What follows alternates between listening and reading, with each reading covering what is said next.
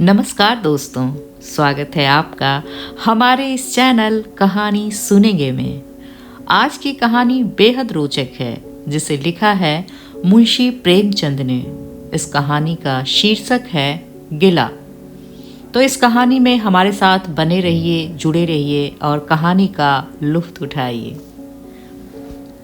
जीवन का बड़ा भाग इसी घर में गुजर गया, पर कभी आराम ना नसीब हुआ। मेरे पति संसार की दृष्टि में बड़े सज्जन, बड़े शिष्ट, बड़े उदार, बड़े सौम्य होंगे, लेकिन जिस पर गुजरती है वही जानता है।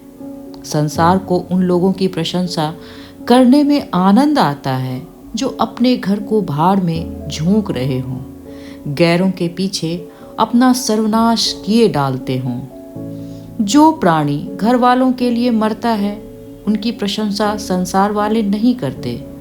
वह तो उनकी दृष्टि में स्वार्थी है, कृपण है, संकीर्ण हृदय है, आचार भ्रष्ट है। इसी तरह जो लोग बाहर वालों के लिए मरते हैं, उनकी प्रशंसा घर वाले क्यों करने लगे? अभी इन्हीं को देखो, सारे दिन मुझे चलाया करते हैं। मैं तो पर्दा नहीं करती, लेकिन सौदे सुलभ के लिए मुझे बाजार जाना बुरा मालूम होता है। और इनका यह हाल है कि चीज़ें मंगवाओ तो ऐसी दुकानों से लाएंगे जहां कोई ग्राहक भूल कर भी न जाता हो। ऐसी दुकान पर न जाने कौन सी चीज़ अच्छी मिलती है, न तौल ठीक होती है, न दाम ही उचित होते हैं। यह दोष ना होते तो वह दुकान बदनाम ही क्यों होती? पर इन्हें ऐसी ही गई बीती दुकानों से चीज़ें लाने का मरज है। बार बार कह दिया, साहब किसी चलती हुई दुकान से सौदे लाया करो, वहाँ माल अधिक खपता है, इसलिए ताज़ा माल आता रहता है। पर इनकी तो टूट पूंजियों से ही बनती है और वे इन्हें उल्टे छुड़े से मूड़ते हैं।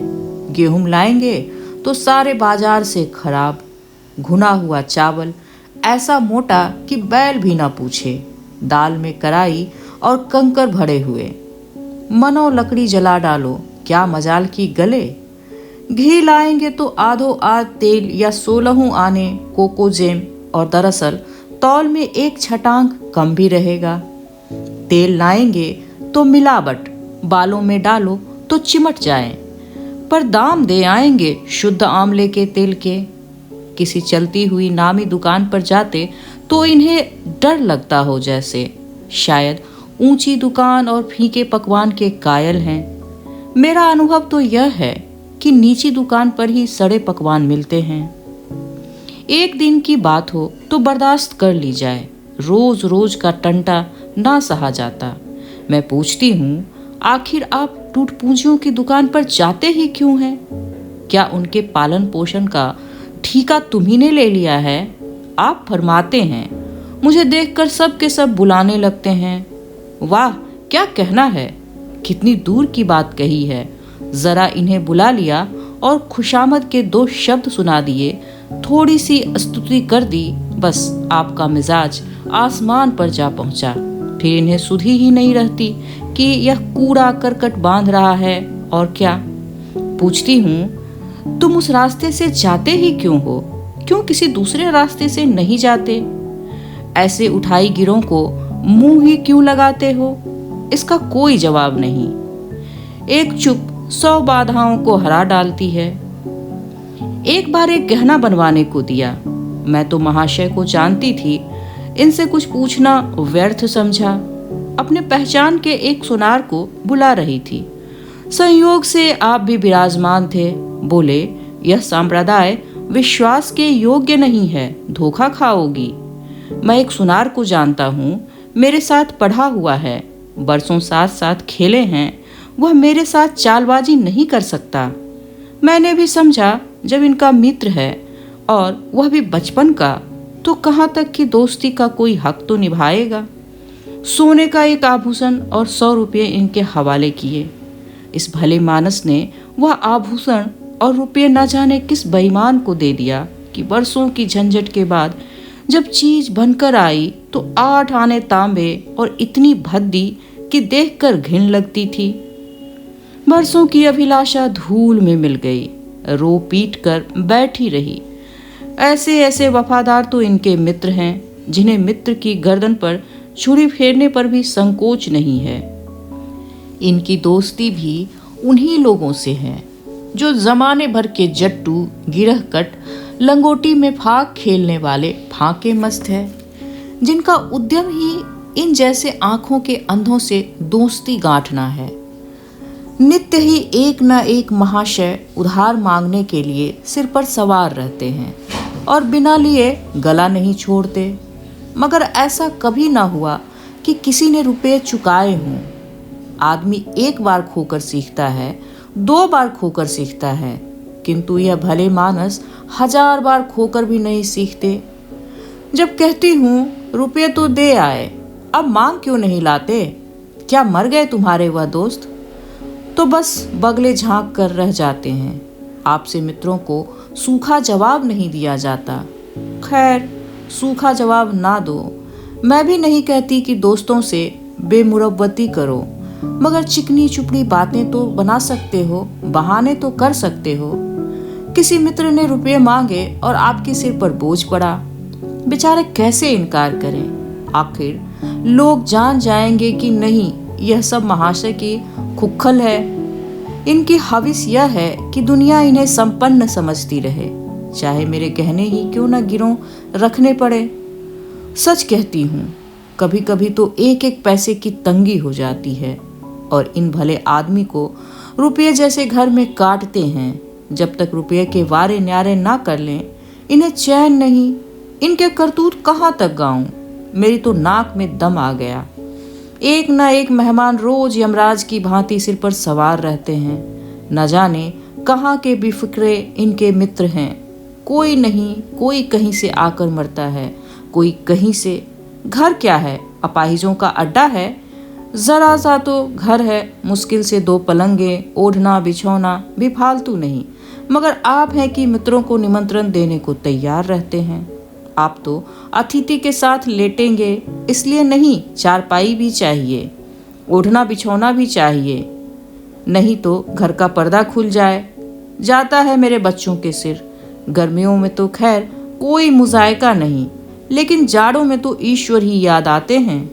गर्मियों में खुली छत पर तो मेहमानों का अधिकार हो जाता है। अब मैं बच्चों के लिए पिंजरे में बड़ी फड़फड़ाया करूं। इन्हें इतनी भी समझ नहीं कि जब घर की यह दशा है तो क्यों ऐसे मेहमानों को बनाएं जिनके पास कपड़े लत्ते तक नहीं। ईश्वर की दया से इनके सभी मित्र इसी श्रेणी के हैं। एक भी ऐसा माई का लाल नहीं है जो समय पड़ने पर एक ढेले से भी इनकी मदद कर सके। 1-2 बार महाशय को इसका अनुभव, अत्यंत कटु अनुभव हो चुका है, मगर इस जड़ भरत ने जैसे आंखें ना खोलने की कसम खा ली है। ऐसे ही दरिद्र भट्टाचार्यों से इनकी पटती रहती है। शहर में इतने लक्ष्मी पुत्र हैं, पर आपका किसी से परिचय नहीं। उनके पास जाते इनकी आत्मा दुखती है। दोस्ती गांठेंगे ऐसों से जिनके घर में खाने का ठिकाना नहीं है। एक बार हमारा कहार छोड़कर चला गया और कई दिन कोई दूसरा कहार ना मिला। किसी चतुर और कुशल कहार की तलाश में थी, किंतु आपको जल्द से जल्द कोई आदमी रख लेने की धुन सवार हो गई। घर के सारे काम पूर्ववत चल रहे थे, पर आपको मालूम हो रहा था कि गाड़ी रुकी हुई है। मेरा जूठे बर्तन मांजना और अपना साग भाजी के लिए बाजार जाना इनके लिए असह्य हो उठा। एक दिन जाने कहां से बांगड़ू को पकड़ लाए। उसकी सूरत कहे देती थी कि कोई जांगलू है, मगर आपने उसका ऐसा बखान किया कि क्या कहूँ। बड़ा होशियार है, बड़ा आज्ञाकारी है, परले सिरे का मेहनती, गजब का सलीकेदार और बहुत ही ईमानदार। खैर, मैंने उसे रख लिया। मैं बार बार क्यों इनकी बातों में आ जाती हूँ, इसका मुझे स्वयं आश्चर्य है। यह आदमी केवल रूप से आदमी था। आदमियत के और कोई लक्षण उनमें न थे। किसी काम की तमीज नहीं। बेईमान न था, पर गधा अव्वल दर्जे का। बेईमान होता तो कम से कम इतनी तस्कीन तो होती कि खुद खा जाता है। अभागा दुकानदारों के हाथों लुट जाता था। 10 तक की गिनती उसे ना आती थी। 1 रुपया देकर बाजार भेजूं तो संध्या तक हिसाब ना समझा सके। क्रोध पी पी कर रह जाती थी। रक्त खौलने लगता था कि दुष्ट के कान उखाड़ लूं, मगर इन महाशय को उसे कभी कुछ कहते नहीं देखा। डांटना तो दूर की बात है। आप नहा धोकर धोती छांट रहे हैं और वह दूर बैठा तमाशा देख रहा है। मैं तो बचा का खून भी पी जाती, लेकिन इन्हें जरा भी गम नहीं। जब मेरे डांटने पर धोती छांटने जाता भी तो आप उसे समीप ना आने देते, बस उसके दोषों को गुण बनाकर दिखाया करते थे और इस प्रयास में सफल ना होते तो दोषों पर पर्दा डाल देते थे। मूर्ख को झाड़ू लगाने की तमीज न थी। मर्दाना कमरा ही तो सारे घर में एक ढंग का कमरा है। उसमें झाड़ू लगाता तो इधर की चीज उधर, ऊपर की चीज नीचे, मानो कमरे में भूकंप आ गया हो। आई गर्द का यह हाल कि सांस लेना कठिन, पर आप शांति पूर्वक कमरे में बैठे हैं जैसे कोई बात ही नहीं। एक दिन मैंने उसे खूब डांटा, कल से ठीक ठीक झाड़ू ना लगाई तो कान पकड़कर निकाल दूंगी। सवेरे सोकर उठी तो देखती हूँ कमरे में झाड़ू लगी हुई है और हर एक चीज करीने से रखी हुई है। गर्द गुबार का नाम नहीं। मैं चकित होकर देखने लगी तो आप हंसकर बोले, देखती क्या हो, आज घूरे ने बड़े सवेरे उठकर झाड़ू लगाई है। मैंने समझा दिया, तुम ढंग तो बताती नहीं, उल्टे डांटने लगती हो। मैंने समझा खैर दुष्ट ने कम से कम एक काम तो सलीके से किया। अब रोज कमरा साफ सुथरा मिलता। घूरे मेरी दृष्टि में विश्वासी बनने लगा। संयोग की बात है कि एक दिन मैं जरा मामूल से सवेरे उठ बैठी और कमरे में आई तो क्या देखती हूँ कि घूरे द्वार पर खड़ा है और आप तन मन से कमरे में झाड़ू लगा रहे हैं। मेरी आंखों में खून उतर आया। उनके हाथ से झाड़ू छीनकर घूरे के सिर पर जमा दी। हरामखोर को उसी दम निकाल बाहर किया। आप फरमाने लगे, उसका महीना तो चुका दो। वाहरी समझ, एक तो काम ना करे, उस पर आंखें दिखाए, उस पर पूरी मजूरी भी चुका दूं। मैंने एक कौड़ी भी ना दी। एक कुर्ता दिया था, वह भी छीन लिया। इस पर जड़ भरत महाशय मुझसे कई दिन रूठे रहे। घर छोड़कर भाग जाते थे, बड़ी मुश्किलों से रुके। ऐसे ऐसे भोंदू भी संसार में पड़े हुए हैं। मैं ना होती तो शायद अब तक इन्हें किसी ने बाजार में बेच दिया होता। एक दिन मेहतर ने उतारे कपड़ों का सवाल किया। इस बेकारी के जमाने में फालतू कपड़े तो शायद पुलिस वालों या रईसों के घर में हों। मेरे घर में तो जरूरी कपड़े भी नहीं हैं। आपका वस्त्रालय एक बक्ची में आ जाएगा तो डाक के पार्सल से कहीं भेजा जा सकता है। फिर इस साल जाड़ों के कपड़े बनवाने की नौबत ना आई। पैसे नजर नहीं आते, कपड़े कहाँ से बने। मैंने मेहतर को साफ जवाब दे दिया, कड़ाके का जाड़ा पड़ रहा है, इसका अनुभव मुझे कम न था। गरीबों पर क्या बीत रही है इसका भी मुझे ज्ञान था, लेकिन मेरे या आपके पास खेद के सिवा इसका क्या इलाज है। जब तक समाज का यह संगठन रहेगा ऐसी शिकायतें पैदा होती रहेंगी। जब एक एक अमीर और रईस के पास एक एक मालगाड़ी कपड़ों से भरी हुई है, तब फिर निर्धनों को क्यों ना नग्नता का कष्ट उठाना पड़े। खैर, मैंने तो मेहतर को जवाब दे दिया। आपने क्या किया कि अपना कोट उठाकर इसकी भेंट दे दी। मेरी देह में आग लग गई। इतनी दानशील नहीं हूं कि दूसरों को खिलाकर आप सो रहूं। देवता के पास यही एक कोट था। आपको इसकी जरा भी चिंता ना हुई कि पहनेंगे क्या। यश के लोभ ने जैसे बुद्धि ही हर ली। आप कई दिन सर्दी से ठिठुरते रहे। प्रातःकाल घूमने जाया करते थे, वह बंद हो गया। ईश्वर ने हृदय भी एक विचित्र प्रकार का दिया है। फटे पुराने कपड़े पहनते आपको जरा भी संकोच नहीं होता। मैं तुम्हारे लाज के गर जाती हूँ, पर आपको जरा फिक्र नहीं। कोई हंसता है तो हंसे आपकी बला से। अंत में जब मुझसे ना देखा गया तो एक कोट बनवा दिया। जी तो जलता था कि खूब सर्दी खाने दूं, पर डरी कि कहीं बीमार पड़ जाएं तो और बुरा हो। आखिर काम तो उन्हीं को करना है। महाशय अपने दिल में समझते होंगे कि मैं कितना विनीत, कितना परोपकारी हूँ। शायद इन्हें इन बातों का गर्व हो। मैं इन्हें परोपकारी नहीं समझती, ना विनीत ही समझती हूँ। यह जड़ता है, सीधी सादी निरीहता। जिस मेहतर को आपने अपना कोट दिया, उसे मैंने कई बार रात को शराब के नशे में मस्त झूमता हुआ देखा है और आपको दिखा भी दिया है। फिर दूसरों की विवेकहीनता की पूर्ति हम क्यों करें? अगर आप विनीत और परोपकारी होते, घर वालों के प्रति भी आपके मन में कुछ तो उदारता होती, या सारी उदारता बाहर वालों के लिए ही सुरक्षित है? घर वालों को उसका अल्पांश भी ना मिलना चाहिए? इतनी अवस्था मेरी बीत गई, पर इस भले आदमी ने कभी अपने हाथों से मुझे एक उपहार भी ना दिया। बेशक मैं जो चीज बाजार से मंगाऊं उसे लाने में इन्हें जरा भी आपत्ति नहीं, बिल्कुल उज्र नहीं, मगर रुपये मैं दे दूं यह शर्त है। इन्हें खुद कभी उमंग नहीं होती। यह मैं मानती हूं कि बेचारे अपने लिए भी कुछ नहीं लाते। मैं जो कुछ मंगवा दूं उसी पर संतुष्ट हो जाते हैं, मगर आखिर आदमी कभी कभी शौक की चीजें भी तो चाहता ही है। अन्य पुरुषों को देखती हूँ, स्त्री के लिए तरह तरह के गहने, भांति भांति के कपड़े, शौक श्रृंगार की वस्तुएं लाते हैं। यहाँ सब व्यवहार का निषेध है। बच्चों के लिए भी मिठाइयाँ, खिलौने, बाजे शायद जीवन में एक भी बार न लाए हों। शपथ भी खा लूं, इसलिए मैं तो उन्हें कृपण कहूंगी, अरसिक कहूंगी, हृदय शून्य कहूंगी, उदार नहीं कह सकती। दूसरों के साथ इनका जो सेवा भाव है, उसका कारण है इनका यश लोभ और व्यावहारिक अज्ञानता। आपके विनय का यह हाल है कि जिस दफ्तर में आप नौकर हैं, उसके किसी अधिकारी से आपका मेलजोल नहीं है। अफसरों को सलाम करना तो आपकी नीति के विरुद्ध है। नजर या डाली तो दूर की बात है। और तो और कभी किसी अफसर के घर नहीं जाते। इसका खामियाजा आप ना उठाएं तो कौन उठाए? औरों को रियायती छुट्टी मिलती है, आपका वेतन कटता है, औरों की तरक्कियां होती हैं, आपको कोई पूछता भी नहीं। हाजिरी में 5 मिनट की देरी हो जाए तो जवाब पूछा जाता है। बेचारे जी तोड़ काम करते हैं।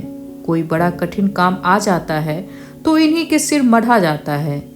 इन्हें जरा भी आपत्ति नहीं। दफ्तर में इन्हें घिस्सू पिस्सू आदि उपाधियां मिली हुई हैं, मगर पड़ाव कितना ही बड़ा, मारे इनके भाग्य में वही सूखी घास लिखी है।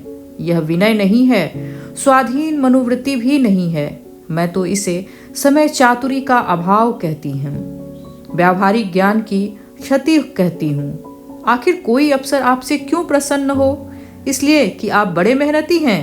दुनिया का काम मुरव्वत और रवादारी से हो चलता है। अगर हम किसी से खींचे रहे तो कोई कारण नहीं कि वह भी हमसे ना खींचा रहे। फिर जब मन में क्षोभ होता है तो वह दफ्तरी व्यवहारों में भी प्रकट हो ही जाता है।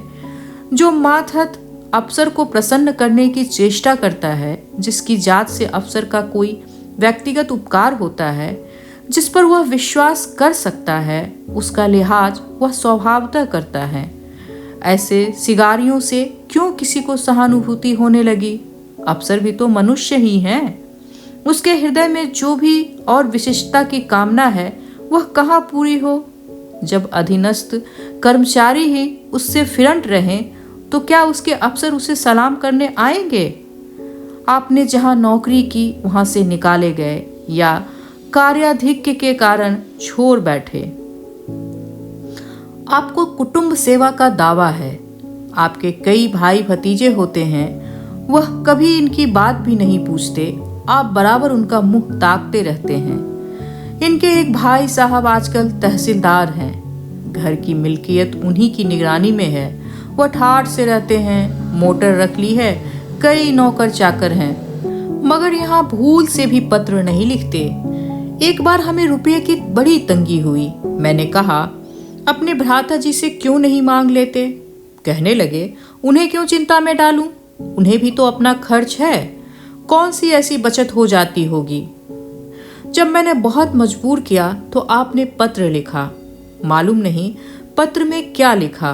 पत्र लिखा या मुझे चकमा दे दिया। रुपये न आने थे, न आए। कई दिनों के बाद मैंने पूछा, कुछ जवाब आया श्रीमान के भाई साहब के दरबार से? आपने रुष्ट होकर कहा, अभी केवल 1 सप्ताह तो खत को हुए हैं, अभी क्या जवाब आ सकता है। 1 सप्ताह और गुजरा, मगर जवाब नदारद। अब आपका यह हाल है कि मुझे कुछ बातचीत करने का अवसर ही नहीं देते। इतने प्रसन्न चित्त नजर आते हैं कि क्या कहूँ। बाहर से आते हैं तो खुश खुश, कोई न कोई शिगुफा लिए हुए।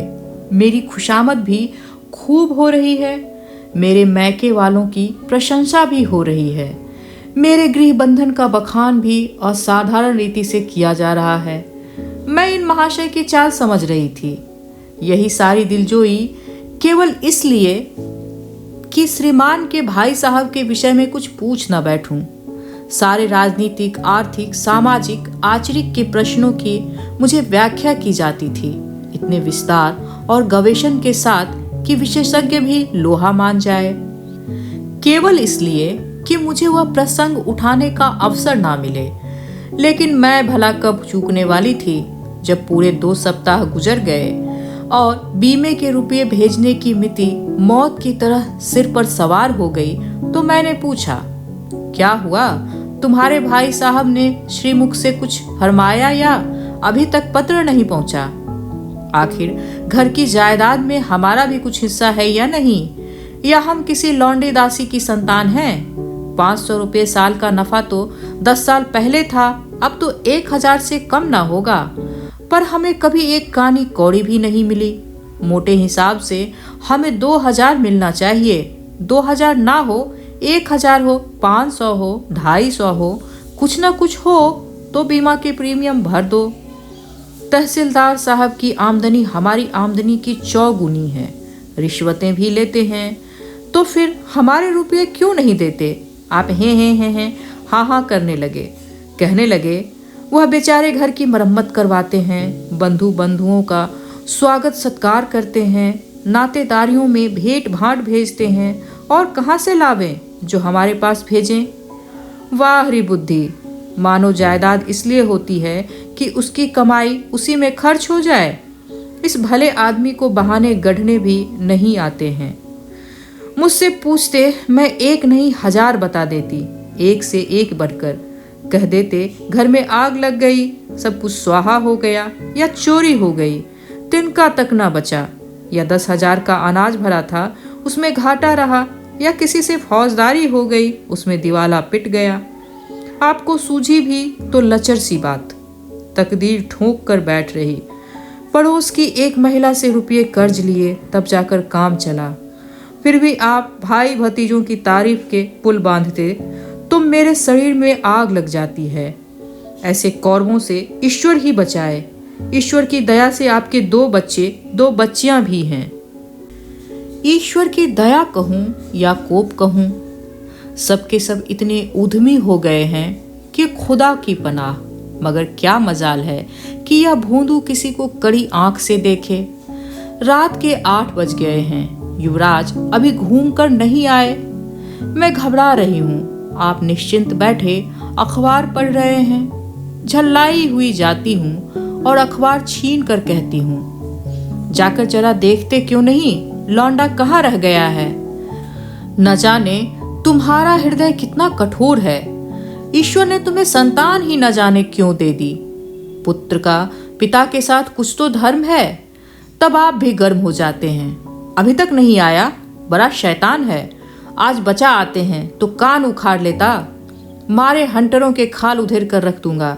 यूं बिगड़ कर तैश के साथ आप उसे खोजने निकलते हैं। संयोग की बात है, आप उधर जाते हैं, इधर लड़का आ जाता है। मैं पूछती हूँ, तू किधर से आ गया? तुझे वह ढूंढने गए हुए हैं। देखना आज कैसी मरम्मत होती है। यह आदत ही छूट जाएगी। दांत पीस रहे थे, आते ही होंगे। छड़ी भी उनके हाथ में है। तुम इतने अपने मन के हो गए हो कि किसी की बात नहीं सुनते। आज आटे दाल का भाव मालूम होगा। लड़का सहम जाता है और लैंप जलाकर पढ़ने बैठ जाता है। महाशय जी 2-2.5 घंटे के बाद लौटते हैं, हैरान, परेशान और बदहवास। घर में पांव रखते ही पूछते हैं, आया कि नहीं? मैं उनका क्रोध उत्तेजित करने के विचार से कहती हूँ, आकर बैठा तो है, जाकर पूछते क्यों नहीं? पूछकर हार गई, कहाँ गया था, कुछ बोलता ही नहीं। आप गरज कर कहते हैं, मन्नू यहाँ आओ। लड़का थर-थर कांपता हुआ आकर आंगन में खड़ा हो जाता है। दोनों बच्चियां घर में छिप जाती हैं और कोई बड़ा भयंकर कांड होने वाला है। छोटा बच्चा खिड़की से चूहे की तरह झांक रहा है। आप क्रोध से बौखलाए हुए हैं, हाथ में छड़ी ही है। मैं भी वह क्रोधमंत आकृति को देखकर पछताने लगती हूँ कि कहाँ से इनको शिकायत कर दी। आप लड़के के पास जाते हैं, मगर छड़ी जमाने के बदले आहिस्ते से उसके कंधे पर हाथ रखकर बनावटी क्रोध से कहते हैं, तुम कहाँ गए थे जी? मना किया जाता है, मानते नहीं हो। खबरदार, जो अब कभी इतनी देर होगी। आदमी शाम को घर चला आता है या मटरगश्ती करता है। मैं समझ रही हूँ कि यह भूमिका है, विषय अब आएगा। भूमिका तो बुरी नहीं है, लेकिन यहाँ तो भूमिका पर इति हो गई। बस आपका क्रोध शांत हो गया, बिल्कुल जैसे क्वार की घटा। घेर घार हुआ, काले बादल आए, गड़गड़ाहट हुई और गिरी क्या 4 बूंदें। लड़का अपने कमरे में चला जाता है और शायद खुशी से नाचने लगता है। मैं पराभूत होकर कहती हूँ, तुम तो जैसे डर गए, भला 2-4 तमाचे तो लगाए होते, इसी तरह तो लड़के शेर हो जाते हैं। आप फरमाते हैं, तुमने सुना नहीं मैंने कितने जोर से डांटा? बचा की जान निकल गई होगी। देख लेना जो फिर कभी इतनी देर से आए। तुमने डांटा तो नहीं? हाँ, आंसू पोंछ दिए। तुमने मेरी डांट सुनी नहीं? क्या कहना आपकी डांट का, लोगों के कान बहरे हो गए। लाओ तुम्हारा गला सहला दूं। आपने एक नया सिद्धांत निकाला है, दंड देने से लड़के खराब हो जाते हैं। आपके विचार से लड़कों को आज़ाद रहना चाहिए, उन पर किसी तरह का बंधन, शासन या दबाव ना होना चाहिए। आपके मत से शासन बालक के मानसिक विकास में बाधक होता है। इसी का यह फल है कि लड़के बेनकैल के ऊंट बने हुए हैं। कोई 1 मिनट भी किताब खोल कर नहीं बैठता। कभी गुल्ली डंडा है, कभी गोलियां, कभी कनकौए। श्रीमान भी लड़कों के साथ खेलते हैं। 40 की उम्र और लड़कपन इतना। मेरे पिताजी के सामने मजाल थी कि कोई लड़का कनकौआ उड़ा ले या गुल्ली डंडा खेल सके, खून पी जाते। प्रातः काल से लड़कों को लेकर बैठ जाते थे। स्कूल से ज्यों ही लड़के आते फिर ले बैठते थे। बस संध्या समय आध घंटे की छुट्टी देते थे, रात को फिर जोत देते। यह नहीं कि आप तो अखबार पढ़ा करें और लड़के गली गली भटकते फिरें। कभी कभी आप सींग कटाकर बछड़े बन जाते हैं, लड़कों के साथ ताश खेलने बैठा करते हैं। ऐसे बाप का भला लड़कों पर क्या रोब हो सकता है? पिताजी के सामने मेरे भाई सीधे ताक नहीं सकते थे। उनकी आवाज सुनते ही तहलका मच जाता था। उन्होंने घर में कदम रखा और शांति का साम्राज्य हुआ। उनके सम्मुख जाते लड़कों के प्राण सूखते थे। उसी शासन की यह बरकत है कि सभी लड़के अच्छे अच्छे पदों पर पहुंच गए। हाँ, स्वास्थ्य किसी का अच्छा नहीं है, तो पिताजी ही का स्वास्थ्य कौन बड़ा अच्छा था। बेचारे हमेशा किसी न किसी औषधि का सेवन करते रहते थे। और क्या कहूँ, एक दिन तो हद ही हो गई। श्रीमान जी लड़कों को कनकौआ उड़ाने की शिक्षा दे रहे थे। यूं घुमाओ, यूं गोता दो, यूं खींचो, यूं ढील दो। ऐसा तनमन से सिखा रहे थे मानो गुरु मंत्र दे रहे हों। उस दिन मैंने इनकी ऐसी खबर ली कि याद करते होंगे। तुम कौन होते हो मेरे बच्चों को बिगाड़ने वाले? तुम्हें घर से कोई मतलब नहीं है ना हो, लेकिन आप मेरे बच्चों को खराब ना कीजिए, बुरी बुरी आदतें ना सिखाइए। आप उन्हें सुधार नहीं सकते तो कम से कम बिगाड़िए मत। लगे बगले झांकने। मैं चाहती हूँ एक बार यह भी गरम पड़े तो मैं अपना चंडी रूप दिखाऊं, पर यह इतना जल्दी दब जाते हैं कि मैं हार जाती हूँ। पिताजी किसी लड़के को मेले तमाशे ना ले जाते थे। लड़का सिर पटक कर मर जाए मगर जरा भी ना पसीजते थे। और इन महात्मा जी का यह हाल है कि एक एक से पूछकर मेले जे ले जाते हैं। चलो चलो, वहाँ बड़ी बहार है, खूब आतिशबाजियाँ छूटेंगी, गुब्बारे उड़ेंगे, विलायती चरखियाँ भी हैं, उन पर मजे से बैठना। और तो और आप लड़कों को हॉकी खेलने से भी नहीं रोकते। यह अंग्रेजी खेल भी कितने जानलेवा है। क्रिकेट, फुटबॉल, हॉकी एक से एक घातक। गेंद लग जाए तो जान लेकर ही छोड़े। पर आपको इन सभी खेलों से प्रेम है। कोई लड़का मैच में जीत कर आ जाता है तो ऐसे फूल उठते हैं मानो किला जीत कर आया हो। आपको इसकी जरा भी परवाह नहीं है कि चोट चपेट में आ जाए तो क्या होगा, हाथ पैर टूट जाए तो बेचारों की जिंदगी कैसे पार लगेगी। पिछले साल कन्या का विवाह था। आपको जिद थी कि दहेज के नाम पर कानी कौड़ी भी ना देंगे, चाहे कन्या आजीवन कुंवारी बैठी रहे। यहाँ भी आपका आदर्शवाद आ कूदा। समाज के नेताओं का छल प्रपंच आए दिन देखते रहते हैं, फिर भी आपकी आंखें नहीं खुलती। जब तक समाज की यह व्यवस्था कायम है और युवती कन्या का अविवाहित रहना निंदास्पद है, तब तक यह प्रथा मिटने की नहीं। 2-4 ऐसे व्यक्ति भले ही निकल आवें जो दहेज के लिए हाथ न फैलावें, लेकिन इसका परिस्थिति पर कोई असर नहीं पड़ता और कुप्रथा ज्यों की त्यों बनी हुई है। पैसों की तो कमी नहीं, दहेज की बुराइयों पर लेक्चर दे सकते हैं, लेकिन मिलते हुए दहेज को छोड़ देने वाला मैंने आज तक नहीं देखा। जब लड़कों की तरह लड़कियों की शिक्षा और जीविका की सुविधाएं निकल आएंगी तो यह प्रथा भी विदा हो जाएगी। उसके पहले यह संभव नहीं है। मैंने जहां जहां संदेशा भेजा, दहेज का प्रश्न उठ खड़ा हुआ और प्रत्येक ने अवसर पर आपने टांग अड़ाई। जब इस तरह पूरा साल गुजर गया और कन्या को 17वां लग गया तो मैंने एक जगह बात पक्की कर ली। आपने भी स्वीकार कर लिया, क्योंकि बर पक्ष ने लेने देने का प्रश्न उठाया ही नहीं। हालांकि अंतःकरण में उन लोगों को पूरा विश्वास था कि अच्छी रकम मिलेगी और मैंने भी तय कर लिया था कि यथाशक्ति कोई बात उठा न रखूंगी। विवाह के सकुशल हो जाने में कोई संदेह न था, लेकिन इन महाशय के आगे मेरी एक न चली। यह प्रथा नित्य है, यह रस्म निरर्थक है। यहाँ रुपये की क्या जरूरत, यहाँ गीतों का क्या काम, नाक में दम था। यह क्यों, वह क्यों, यह तो साफ दहेज है। तुमने मुझे मुंह पे कालिख लगा दिया, मेरी आबरू मिटा दी। जरा सोचिए इस परिस्थिति को कि बारात द्वार पर पड़ी हुई है और यहाँ बात बात पर शास्त्रार्थ हो रहा है। विवाह का मुहूर्त आधी रात के बाद आया।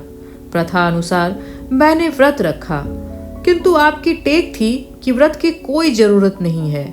जब लड़के के माता पिता व्रत नहीं रखते, जब लड़का तक व्रत नहीं रखता, तो कन्या पक्ष वाले ही व्रत क्यों रखें। मैं और सारा खानदान मना करता रहा, लेकिन आपने नाश्ता किया, भोजन किया। खैर, कन्यादान का मुहूर्त आया। आप सदैव से इस प्रथा के विरोधी हैं। आप इसे निषिद्ध समझते हैं। कन्या क्या दान की वस्तु है? दान रुपये पैसे जगह जमीन हो सकता है, पशुदान भी होता है, लेकिन लड़की का दान एक लचर सी बात है। कितना समझाती हूँ, पुरानी प्रथा है, वेद काल से चली आ रही है। शास्त्रों में इसकी व्यवस्था है। संबंधी समझा रहे हैं, पंडित समझा रहे हैं, पर आप हैं कि कान पर जूं नहीं रेंगती। हाथ जोड़ती हूँ, पैरों पड़ती हूँ, गिड़गिड़ाती हूँ, लेकिन मंडप के नीचे ना गए। और मजा यह है कि आपने ही तो यह अनर्थ किया और आप ही मुझसे रूठ गए। विवाह के पश्चात महीनों बोलचाल ना हुई। झक मारकर मुझी को मनाना पड़ा। किंतु सबसे बड़ी विडंबना यह है कि इन सारे दुर्गुणों के होते हुए भी मैं इनसे एक दिन भी पृथक नहीं रह सकती, एक क्षण का वियोग नहीं सह सकती। इन सारे दोषों पर भी मुझे इनसे प्रगाढ़ प्रेम है। इनमें यह कौन सा गुण है जिस पर मैं मुग्ध हूँ, मैं खुद नहीं जानती, पर इनमें कोई बात ऐसी है जो मुझे इसकी चेरी बनाए हुए है। वह जरा मामूली सी देर में घर आते तो मानो प्राण ही निकल जाते। आज यदि विधाता इनके बदले मुझे कोई विद्या और बुद्धि का पुतला, रूप और धन का देवता भी दे, तो मैं उसकी ओर आंखें उठाकर ना देखूं। यह धर्म की बेरी नहीं है, कदापि नहीं। प्रथागत पातिव्रत भी नहीं, बल्कि हम दोनों की प्रकृति में कुछ समताएं, व्यवस्थाएं उत्पन्न हो गई हैं। मानो किसी मशीन के कल पुर्जे घिसा कर फिट हो गए हों और एक पुर्जे की जगह दूसरा पुर्जा काम ना दे सके, चाहे वह पहले से कितना ही सुडौल, नया और सुदृढ़ क्यों न हो।